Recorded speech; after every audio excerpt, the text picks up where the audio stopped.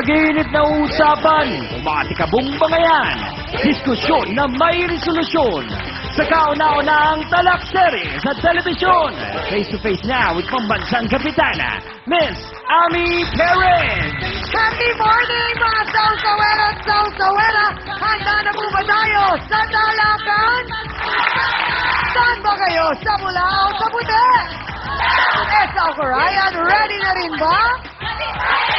Aba, ang mga kumare ko dito, excited na kayo, Han? Ay, ready na rin, Chang! Sausawa na! Ay, saan ba tayo? Ay, face-to-face na!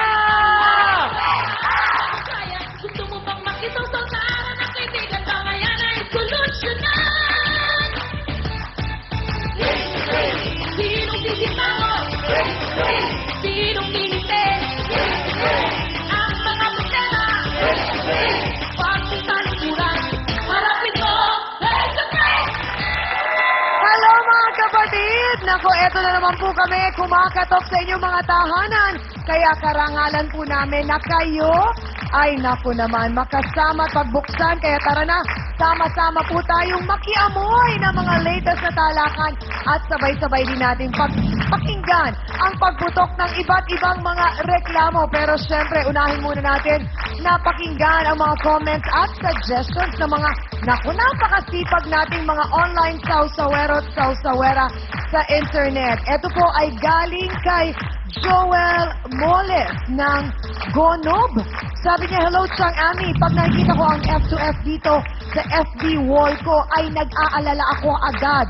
Ang asawa ko na kahit na naaalala daw niya kaagad ang asawa niya na kahit na naglalaba ay sasabihin pa sa akin na, Papa, face-to-face na, buksan mo na ang TV. Kasi po si Chang Ami, dito ako sa Al Ain, Abu Dhabi pala, sa UAE ngayon. Kababalik ko lang po dito last week. More power sa show nyo at sa TV5. Sinusubaybayan ko po ito lagi dito sa UAE. At siguradong panonoorin din niya ng asawa ko dyan na si Marisa Gonob. Ayan, sabi niya, hello sa mga taga-barangay Patag. Bye-bye, Leyte. God bless po. Maraming salamat sa lahat ng mga kapatid natin sa Leyte at sana nga one of these days dyan naman kami makapunta at doon tayo makapag-barangay face-to-face. Thank you rin po naman sa pagtutok sa aming programang Umaalingaw-ngaw sa bawat barangay. At ako pa rin po ang inyong pambansang kapitana, syempre ang inyong Chang Ami na never na magsasawang magpaalala sa inyong lahat na kung may problema ka, harapin mo, pag-usapan natin yan. At eto ang ganadong-ganado sa ating mga sausawero. Umulan man o umaraw, ibang klase talaga ang pakiramdam niya kapag uumpisahan mo yung araw mo na fresh, kumbaga. Parang bagong ligo lang ang dating. Yan ang itsura niya araw-araw. Si Hans Mortel. Happy morning, Chang! At naku, tama ka. Fresh is the key word. Dapat dito sa ating programa, lagi tayong fresh. Kaya naman, may mga bisita tayo mamaya na I'm sure fresh at sariwa ang maririnig nilang mga payo mula sa ating mga kasama. Unahin ko na ang ating legal expert. Wala pong iba kundi si Attorney Benedicto Acosta Jr. Ang ating naman pong clinical psychologist, Dr. Margarita Holmes. At syempre pa ang ating spiritual advisor, Father Sunny Merida. Mga kapatid, ang ating trio, Tagapayo. At napaka-espesyal ng umagang ito, Chang, dahil may dagdag tayong bisitang eksperto. Mula naman po siya sa Department of Health. Isa siya sa mga consultants doon. Wala pong iba kundi ang napakahusay ding si Dr. Liza Ong. Naku, Chang, this morning, kasama natin si Dr. Liza, isang medical practitioner, expert in general medicine. Parang ang pag-uusapan natin ngayon ay tungkol sa kalusugan. Partikular ang kalusugan ng mga bata ba ito na parang napapabayaan dahil ang kanilang ama may ibang pinagkakaabalahan? Isang mister ang minu-minuto kung mga labit. Pero si Mrs. hindi raw sweet. Oh no, oh why? Kasi naman may something sa leki-leki mo, sir. Yan ang ating face-to-face issue of the day. Ang mga lalaki raw ay sadyang mahilig mga labit. Pero paano kung si Mrs. ayaw magpagamit? Sinasaktan ako ni Stephen sa tuwing nangihingi sa akin ng sex. Yung kilikili po niya minsan po ang baho. Lalo na yung bibig niya. Gusto ko sana magpaghiwalay sa kanya. Yung binibita niya sa akin, di totoo yan. So, minsan nasaktan ko siya pagka nakainom ako. Hindi ko alam kung ba't di siya pumapayag Siya rin naman hindi man mabango siya lagi. Paras lang kami ng amoy. Utang na loob naman, Stephen. Maawa ka naman sa akin. Amoy kilikili ka na nga. Tapos sinasaktan mo ko. Iisa lang naman ang amoy natin Meron ka bang ibang lalaki na bakit yan hindi ka pumapayag sa akin? Tinamaan nga ba talaga si LV sa lakas ng dating ni Stephen? Magkakaamuyan na! Face to face na! Nako mga kasawsawan, kakaiba ang ating issue ngayong umagang ito at mukhang marami tayong matututunan. Bakit? Ang kanyang kinakasama daw po ay mahilig sa loving-loving. Pero paano raw siya liligaya sa lalaking amoy pa lang? May tama ka na para ilabas ang mga pasabog niyang mga hinaing. Alamin nga natin ang sama ng loob ni Ate LV Perez. Pasok! Ate LV, magandang umaga sa'yo. Ano ba ang pangalan ng iyong kinakasama? Si Stephen po. Anong tawag mo sa kanya? 10. Pen. Gano'n na kayo katagal ni Pen? 7 years po. Oh, saan kayo nagkakilala? Sa tita niya po. Nagtrabaho po ako doon. Niligawan ka niya. Opo. Oh, kamusta naman nung nililigawan ka? Okay lang naman. Bakit ang sabi, napag-alaman namin sa research, medyo may problema daw kay Pen. Dahil medyo nangangamoy. Bakit? Kasi naman po, pag hindi naliligo, kailangan ko pa ako mag-iigib ng tubig.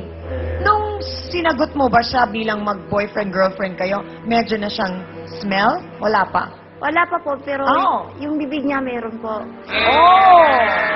So, paano yun nung first kiss nyo? Sinabi mo ba sa kanya na, nag-toothbrush ka na ba? Opo, sinasabihan ko po. Oo. Minsan po, hindi ko po hinalikan siya kasi alam ko naman mabaho yung bibig niya. Oh! Napag-alaman din namin kasi nga na may problema nga si Pen din daw sa pagligo. Sabi mo, dahil sa pag-umiigib. Sino ba umiigib sa inyo? Ako po. Oh, ba't ikaw?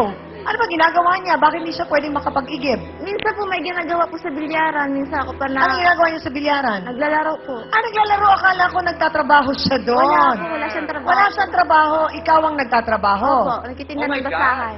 Minsan ba hindi mo sinabi sa kanya na, Pen, may problema tayo. Kailangan medyo sipag-sipagan mo ng konti ang paggoli. Minsan po, sinasabihan ko yan. Mm. Pero hindi naman nakikinig po. Hindi kaya nung anniversary ninyo, dapat niregaluhan mo siya ng deodorant. Ayaw niya ng tawas eh. Ayaw niya ng tawas. Minsan po, ayaw niya maliligo once a week, once a day. Once a week lang siya maligo. May anak na ba kayo? Meron po, 3 po. 3. At saka Okay. buntis po ako ngayon. Buntis ka rin 3 ngayon. buwan. Oh my God! Okay. So, pang-ilan na to? Pang-4? Opo. So, ang problema, LB, kung tinatamad si Pen na maligo dahil tinatamad siyang umigib ng tubig, so, ibig sabihin ang mga anak niyo rin, hindi napapaliguan araw-araw. Hindi po. Pag Hindi wala na? ako dyan, ano po. Sobra So, pati pagdating. ang anak ninyo, hindi rin naliligo. Ilang taon ang bunso mo? 2 taon po. Kaya po nagkakasakit yung panganay ko at saka bunso po eh. Anong sakit? Yung panganay ko po sakit sa UTI po. Okay. Saka bakterya sa katawan. Yung bunso ko naman po May sakit sa- bakterya sa katawan. Opo. Ilang taon na ba si Pen at hindi niya nauunawaan itong mga nangyayari dito 29 sa bahay po. niyo? Oh, 29 na siya. So, dapat ang mga anak niya, siyempre, kailangan malinis, maayos.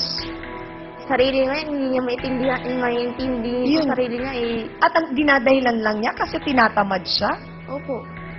Sa trabaho, mula nung nagsama kayo, hindi siya naghanap.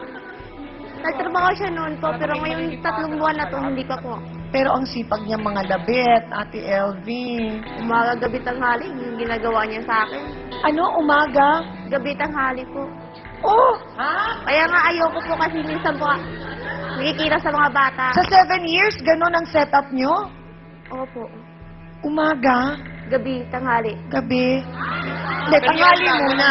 Merienda, wala. Umaga, tanghali, gabi. Merienda. Walang madaling araw? Wala po. Madaling araw. Merienda. Wala. So, paano ang mga bata? Nasaan na naman? Pag tanghali na sa loob, nakikita nila, sabi ko ayoko. Wala man lang kayo kahit kurtina? Wala po. Kasi yung inupahan naming bahay, Kahit Karin, kumot? wala po. Wala? wala po. Hindi ba ninyo alam na meron niyang hindi magandang epekto sa mga bata na nakikitang ganun kayo? Kaya po nung sabi ko sa kanya, sabi ko, wag na, ayoko. Hindi ka naman niya sinasaktan. Sinasaktan po. Oh!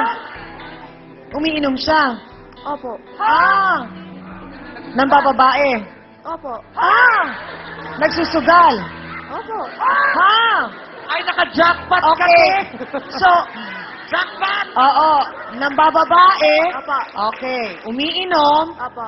Nagsusugal. Opo. Nagdodroga. Opo. Ay, jackpot!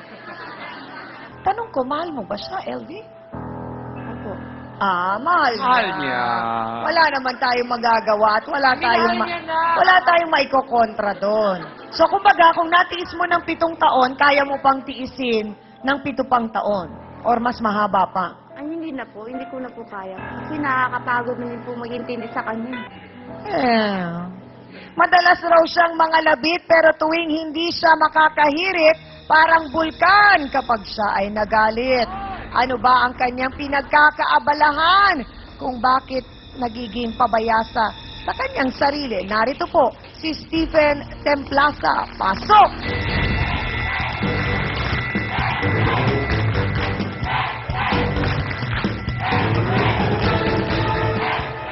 Yes, Stephen? Diretsahang tanong. Naligo ka? Opo. Oy! Nag-igib ka? Hindi po. Sino nag-igib? Siya. Eh, ikaw naman pala ang mahal na hari eh. Your Highness. Bakit hindi po pwedeng kayo po ang mag-igib?